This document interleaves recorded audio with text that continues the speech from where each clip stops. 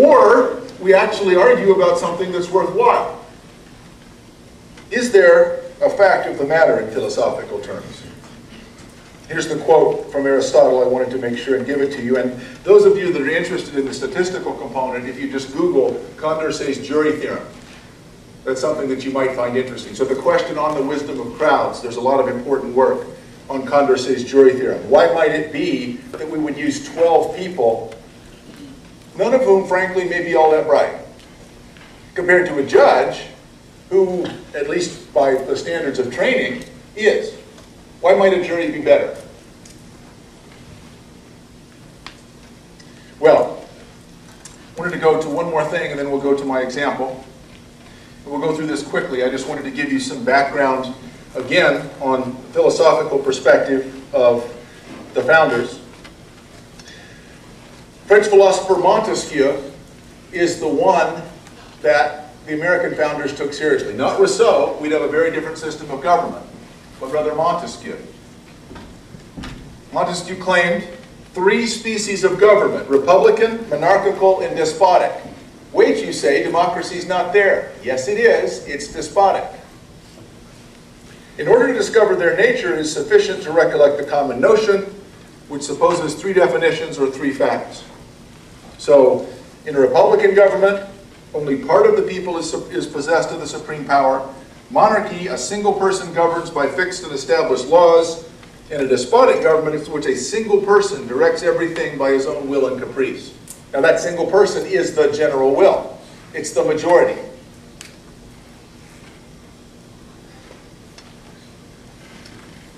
Here, I just look at the second paragraph. To prevent abuse, it is necessary from the very nature of things in government that power should be a check to power.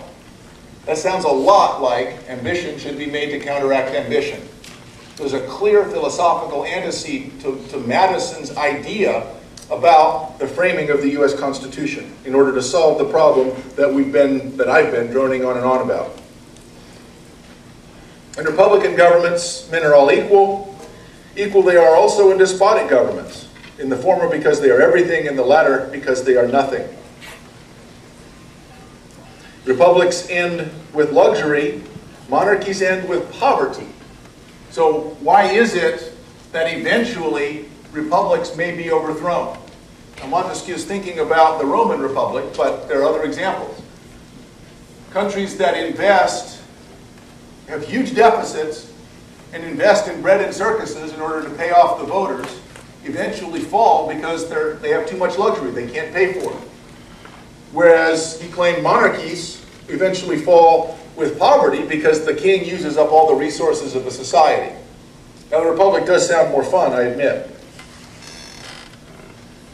Well, and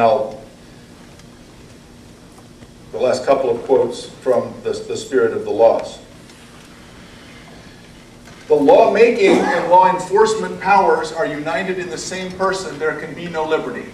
So this is his diagnosis of the problem of pure democracy. In a pure democracy, the lawmaking and law enforcement powers are in the same person. In the United States, we made sure to divide those between the Congress, the President, and the judiciary. When the legislative and executive powers are united in the same person, there can be, again, no liberty.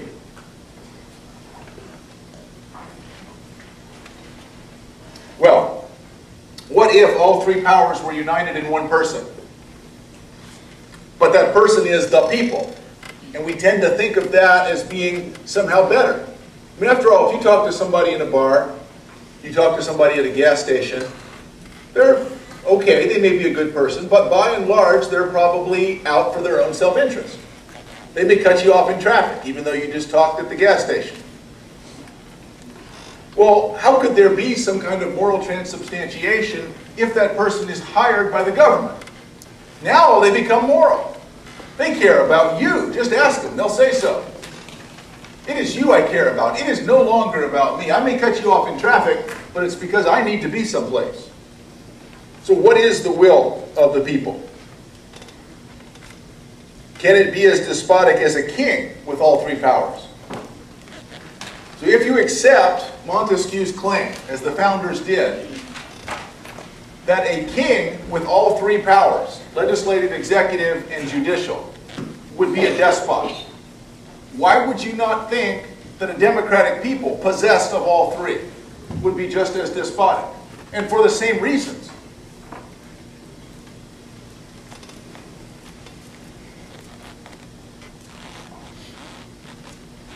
Well, so we actually look at the Constitution. We the people of the United States, and you've read this,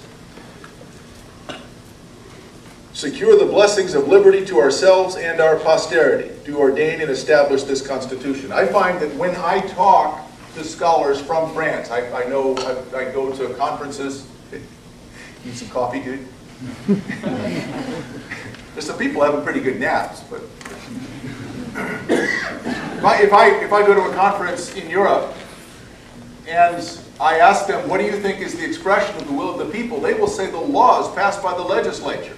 That is not the American tradition. What is the embodiment of the will of the people in the United States? It's the Constitution. It is limits on what the legislature can do. There is a profound mistrust of what interest groups and factions and majorities can do in the Congress. It's a fundamentally different view, but it's one we've gotten away from. It's one that I think we don't teach very well, and I say that as a teacher. The will of the people is not what the legislature does. The will of the people is the restraints on the legislature. The First Amendment, the Second Amendment, and so on.